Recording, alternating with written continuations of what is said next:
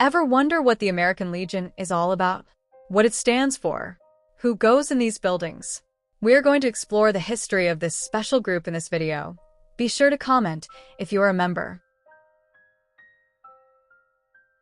The American Legion was established in Paris, France, on March 17, 1919, by 1,000 commissioned officers and enlisted men, delegates from all the units of the American Expeditionary Forces to an organization caucus meeting, which adopted a tentative constitution and selected the name American Legion. And I bet there is one located nearby to you wherever you are. The aftermath of two American wars in the second half of the 19th century had seen the formation of several ex-soldiers' organizations. Former Union Army soldiers of the American Civil War of 1861–65 established a fraternal organization, the Grand Army of the Republic, while their Southern counterparts formed the United Confederate Veterans. Both organizations emerged as powerful political entities, with the Grand Army of the Republic serving as a mainstay of the Republican Party, which controlled the presidency from the Civil War through William Howard Taft's administration except during Grover Cleveland's 2 terms in office. With the end of World War I in November 1918, some American officers who had participated in the conflict began to think about creating a similar organization for the 2 million men who had been on European duty. The need for an organization for former members of the AEF was pressing and immediate. With the war at an end, hundreds of thousands of impatient draftees found themselves trapped in France and pining for home, certain only that untold weeks or months lay ahead of them before their return would be logistically possible. Morale plummeted. Cautionary voices were raised about an apparent correlation between disaffected and discharged troops and the Bolshevik uprisings in Russia, Finland, Germany, and Hungary. This situation was a particular matter of concern to Lieutenant Colonel Theodore Roosevelt Jr., President Theodore Roosevelt's eldest son. One day in January 1919, he had a discussion at General Headquarters with the mobilized National Guard officer George White, a former newspaper editor at the Portland Oregonian. After long discussion, he suggested the immediate establishment of a new servicemen's organization including all AEF members as well as those soldiers who remained stateside as members of the Army, Navy, and Marine Corps during the war, without having been shipped abroad.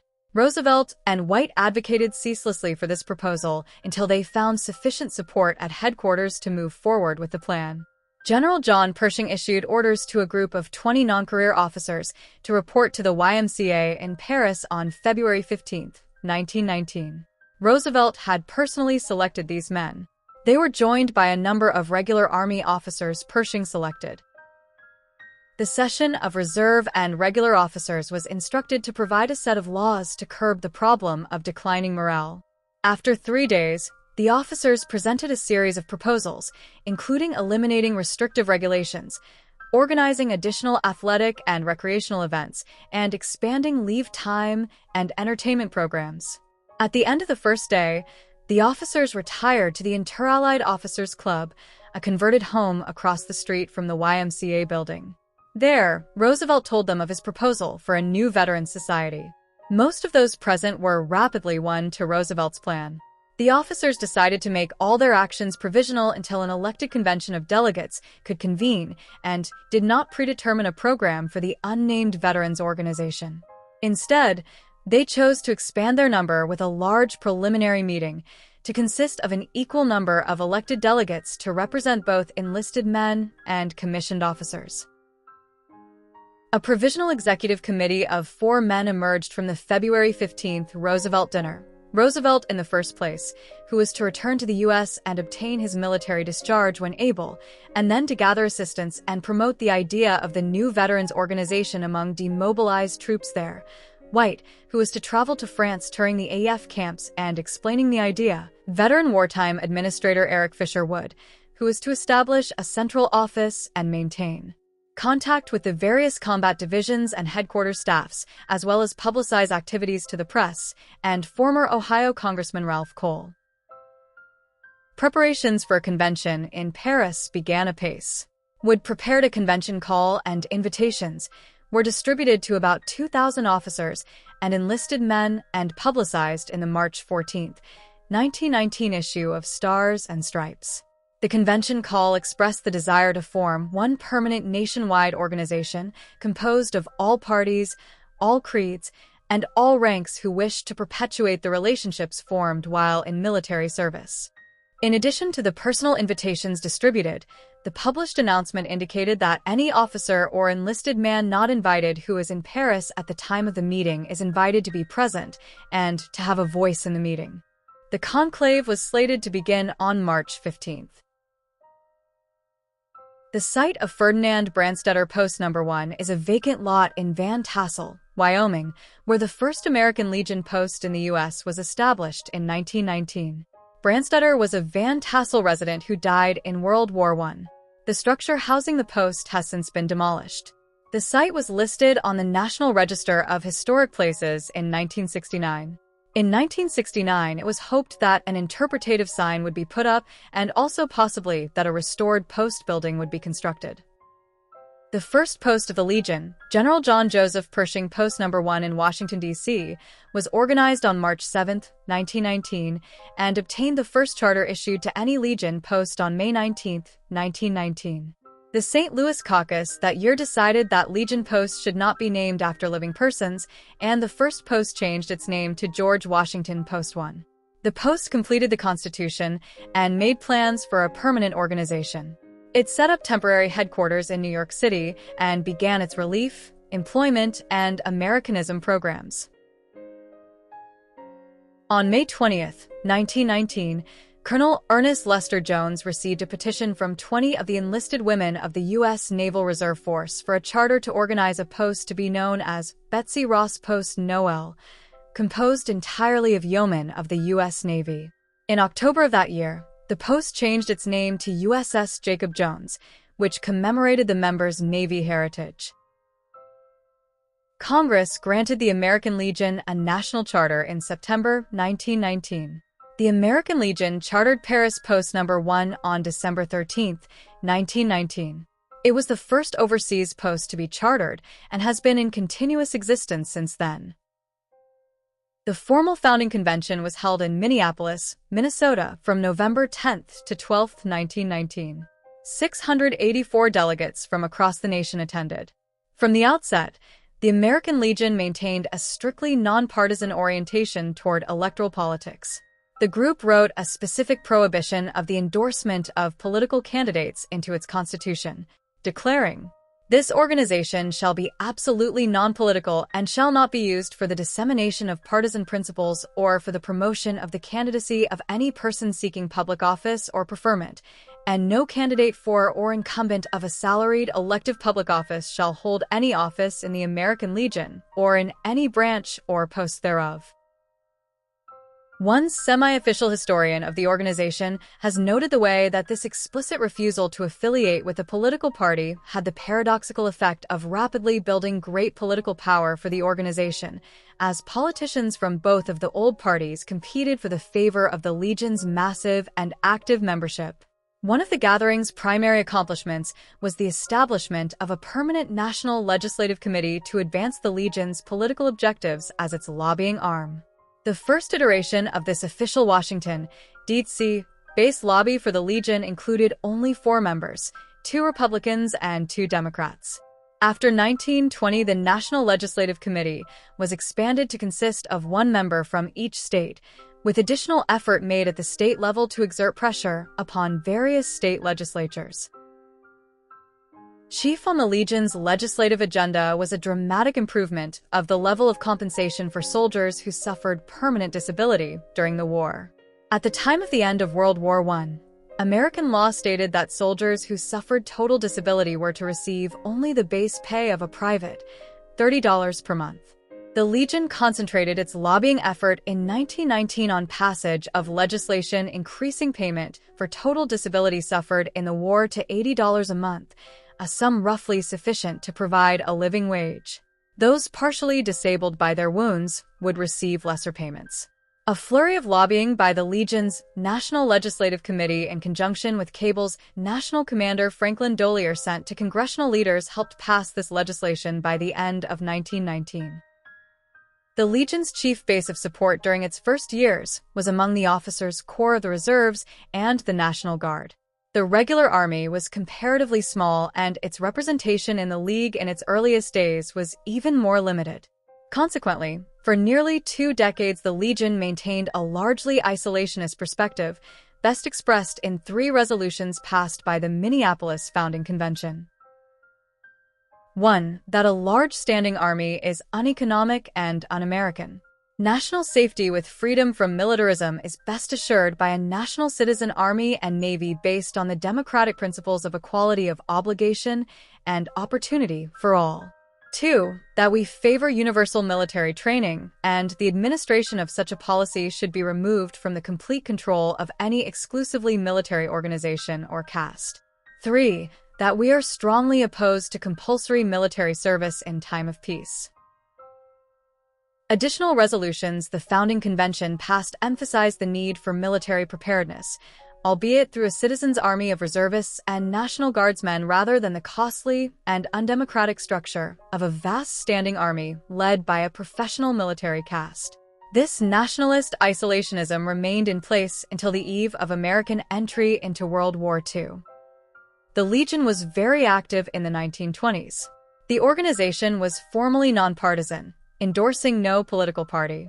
Instead, the group worked to the spread of the ideology of Americanism and acted as a lobbying organization on behalf of issues of importance to veterans, with particular emphasis on winning a soldier's bonus payment from the government. Led by top lobbyist Colonel John Thomas Taylor, it helped secure passage in 1924 over presidential veto of the World War Adjusted Compensation Act, or Bonus Act. The law granted a life insurance policy to veterans of military service in World War I. The actual payout was promised for 1945, but veterans would get a certificate immediately and they could borrow against it from banks. The Legion also served a strong social function, building and buying clubhouses in communities across America at which its members could gather, reflect, network, and socialize. The Legion was instrumental in the creation of the U.S. Veterans Bureau, now known as the Department of Veterans Affairs. The Legion also created its own American Legion baseball program, hosting national tournaments annually since 1926. The Legion's efforts to promote Americanism during the 1920s included urging its members to report on publication materials perceived to be subversive, left-wing, or reflective of radical foreign political views, and established a National Americanism Commission to oversee its actions related to subversive activities. It commissioned the development of textbooks that promoted American patriotism, worked with members of the National Education Association to promote teaching history from an American perspective, and sought the removal of textbooks it saw as un-American. In 1940, the Legion joined conservative publicists who were attacking high school American history textbooks by Harold Rugg.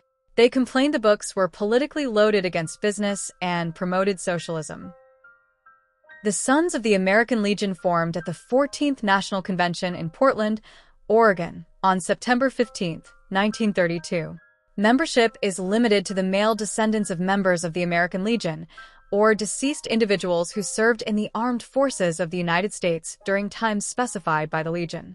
In the spring of 1933, at the very beginning of his presidency, President Franklin Delano Roosevelt sought to balance the federal budget by sharp reductions in veterans' benefits, which constituted 1/4 of the federal budget.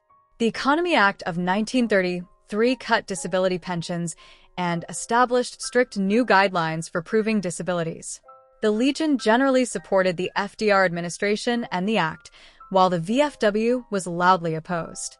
After a VFW convention heard speeches denouncing FDR's programs, the Legion invited Roosevelt to speak, and he won the convention's support. Nevertheless, the Legion's stance was unpopular with its membership, and membership plummeted in 1933 by 20% as 160,000 failed to renew their memberships. The VFW then campaigned for a bonus bill that would immediately pay World War I veterans what they were due in 1945 under the 1924 World War Adjusted Compensation Act.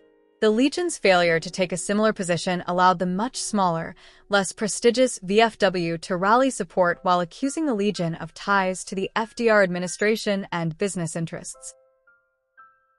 In 1942, the Legion adopted the practice of the VFW to become a perpetual organization, rather than die off as its membership aged as that of the Grand Army of the Republic was rapidly doing. The Legion's charter was changed to allow veterans of World War II to join. Throughout the 1940s, the Legion was active in providing support for veterans and soldiers who fought in World War II. The Legion wrote the original draft of the Veterans Readjustment Act, which became known as the GI Bill. The original draft is preserved at the Legion's national headquarters. It was passed in 1944 by a conservative coalition in Congress that wanted to reach practically all wartime veterans, as opposed to the Roosevelt administration that wanted a much smaller program limited to poverty-stricken veterans. The Legion mobilized its members across the country and secured passage in June 1944. Benefits included low-cost home mortgages, low-interest loans to start a business or buy a farm, cash payments of tuition and living expenses to attend high school, college, or vocational/technical school, as well as 1 year of unemployment compensation. It was available to veterans who had been on active duty during the war years for at least 120 days and had not been dishonorably discharged. Exposure to combat was not required. The Legion helped veterans fill out the paperwork and obtain the benefits. As the new veterans returned home, membership soared to 3.3 million in 1946, triple the pre-war number. There were another million members in the Women's Auxiliary. Its main objective after the war was to set up universal military service, but it had to settle for selective conscription. The first Boys Nation program was held in 1946. Late in 1950, at least some local Legion organizations began to support Senator Joe McCarthy, sponsoring his appearance at an Americanism rally in Houston. During his speech, the senator falsely claimed there were 205 communists in the U.S. State Department. The Legion also took a McCarthyist stance on film, threatening to boycott any theater that screened director Edward Dmytry's Salt to the Devil, also known as Give Us This Day, 1949, because of Dmytry's status on the blacklist. At the Legion's 1951 convention, it formally endorsed its non-denominational Back to God movement. When launching the program in 1953 with a national television broadcast that included speeches by President Eisenhower and Vice President Nixon, the Legion's national commander Louis Goff said it promoted regular church attendance, daily family prayer, and the religious training of children. The Legion's Americanism activities continued through to the 1950s. It promoted the passage of state bills requiring loyalty oaths of school teachers and supported the activities of anti-communist newspaper publishers, including William Randolph Hearst, in identifying communist sympathizers in academic institutions. It was also influential in the creation of state-level legislative investigations into communist or un-American activities, and staged a mock communist takeover of Masseny, Wisconsin, that garnered national headlines. Its programs were rejuvenated by increased membership after World War II, and in its 1950 convention called for members of the American Communist Party to be tried for treason. Along with the VFW, it maintained files on supposed communist sympathizers, and it shared the fruits of its research with government investigators. Local posts picketed films they perceived as anti-American, and the national organization was formally involved in Hollywood's efforts to clear films of such influence. The list of names and organizations the Legion provided to movie studios formed the basis for the Hollywood blacklist and supported the work of the House Un-American Activities Committee and its predecessors before and during the Cold War. It was unsuccessful in applying pressure to the movie studios when the blacklist began to crumble in the late 1950s. The Legion's political activities were opposed from an early date by organizations like the American Civil Liberties Union, ACLU, which characterized them as a danger to political and civil rights. In a report issued in 1921, the ACLU documented 50 instances of what it described as illegal acts of violence by Legionnaires. In 1927, the ACLU reported that the Legion had replaced the Ku Klux Klan as the most active agent of intolerance and repression in the country. The Legion branded the ACLU as an un-American organization at every convention it held between 1920 and 1962. In 1952, the Legion asked for a congressional investigation into the ACLU to determine if it was a communist or communist front organization. Veterans of the Korean War were approved for membership in the Legion in 1950, and the American Legion Child Welfare Foundation was formed in 1954. Ever heard of Legionnaire's disease? In 1976, an outbreak of bacterial pneumonia occurred in a convention of the Legion at the Bellevue Stratford Hotel in Philadelphia. This pneumonia killed 34 people at the convention and later became known as Legionnaire's disease. The bacterium that causes the illness was later named Legionella. In 1988, after over 44 years of opposing U.S. merchant seamen from receiving benefits under the GI Bill, they allowed merchant seamen to join the American Legion. This followed merchant seamen being granted limited veteran status by the United States Secretary of the Air Force on January 19, 1988. In 1993, two members of Garden City, Michigan, Post 396 shared an idea that would bond motorcycle enthusiasts in the Legion from the idea of Chuck Dare and Post Commander Bill Caldas, creating the American Legion Riders. Joined by 19 other founding members, the group soon found itself inundated with requests for information about the new group. As a source of information, a website was set up, and it continues to be a source of information worldwide. By 2009, the Legion Riders program had grown to over 1,000 chapters and 100,000 members in the United States and overseas.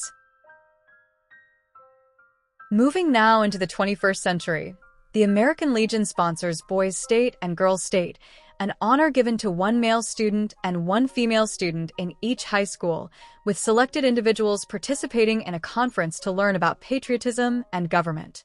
On a national level, this occurs through Boys Nation and Girls Nation. Again, the Legion has criticized the ACLU for using the threat of attorney fees to pressure locally elected bodies into removing religion from the public square.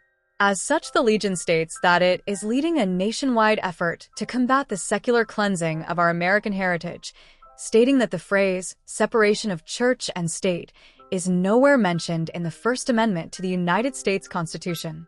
The American Legion released a document titled, In the Footsteps of the Founders, A Guide to Defending American Values, to be available to the citizens of the United States of America.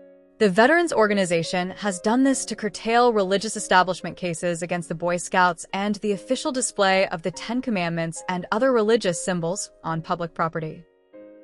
The American Legion opened membership to all honorably discharged veterans on July 30, 2019, when the Let Everyone Get Involved in Opportunities for National Service, Legion, Act was signed into law.